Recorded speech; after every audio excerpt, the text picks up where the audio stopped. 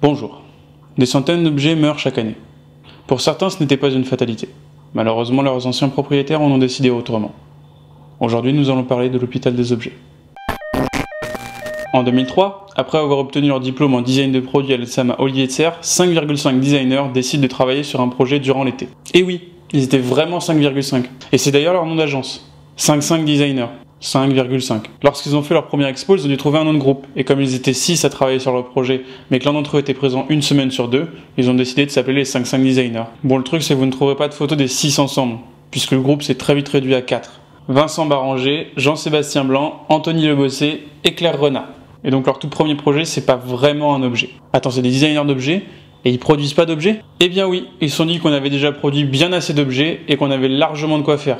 Et donc ils ont décidé de créer Reanime, qui est une sorte d'hôpital des objets, avec des pansements, des prothèses, des greffes, et même un suivi des patients. Et ça, pour l'époque, c'est pas hyper courant, parce que même si l'écologie était déjà présente, on a plutôt tendance à recycler qu'à upcycler. Upcycler, c'est le fait de redonner une nouvelle vie à un objet et de le remettre dans un nouveau cycle. Parce qu'il faut savoir que le recyclage, c'est bien, mais pas autant qu'on l'imagine. Je m'explique. Il faut une grande quantité d'énergie pour recycler du plastique, du métal ou tout autre matériau. Par exemple, une chaise en plastique, pour être recyclée, elle va passer par un grand nombre d'étapes. Pour commencer, on va consommer de l'énergie pour l'amener jusqu'à la déchetterie. Ensuite, de la déchetterie, un camion va l'amener jusqu'au centre de tri, puis jusqu'au broyeur.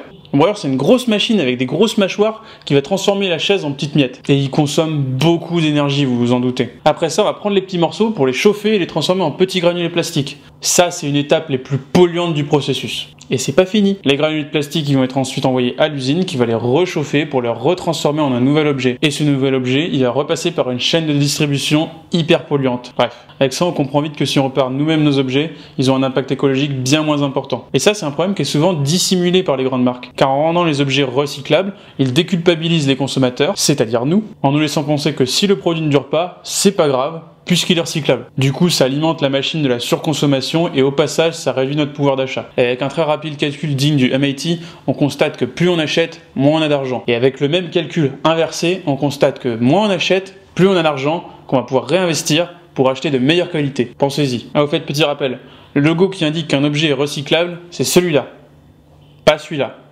Ce logo-là, il indique juste que la marque paye une redevance à un organisme d'éco-emballage. Justement parce qu'il n'est pas très écologique. Après, tout ça, c'est bien beau, mais vous allez dire que des objets de designer, ça coûte cher. Eh bien, pas forcément. Les objets des 5,5 designers, par exemple, sont tout à fait abordables. Et le simple fait de posséder un objet de designer chez vous va le rendre iconique et vous aurez déjà beaucoup moins envie de vous en séparer. Et puis de toute façon, le projet Reanime n'a pas pour vocation d'être vendu. Le projet est surtout là pour montrer qu'on peut donner une nouvelle vie à n'importe quel objet. Et pour ça, pas besoin d'être designer, hein. Il existe une multitude de tutoriels et d'exemples qu'on peut trouver facilement sur internet ou dans les livres. D'ailleurs, je vous mets dans la description le blog de Clémence Triano, qui est un jeune designer qui a eu l'idée de créer des modes d'emploi pour réparer des objets avec presque rien. Et pour ceux qui sont pas hyper manuels ou qui ont la flemme tout simplement de réparer leurs objets, sachez qu'il existe des associations comme l'atelier Déco Solidaire à Bordeaux qui se proposent de récupérer vos objets pour en fabriquer de nouveaux. Avec ça, vous avez plus d'excuses. Alors maintenant, quand vous avez un objet cassé, demandez-vous plutôt si vous voulez l'envoyer à la morgue ou à l'hôpital.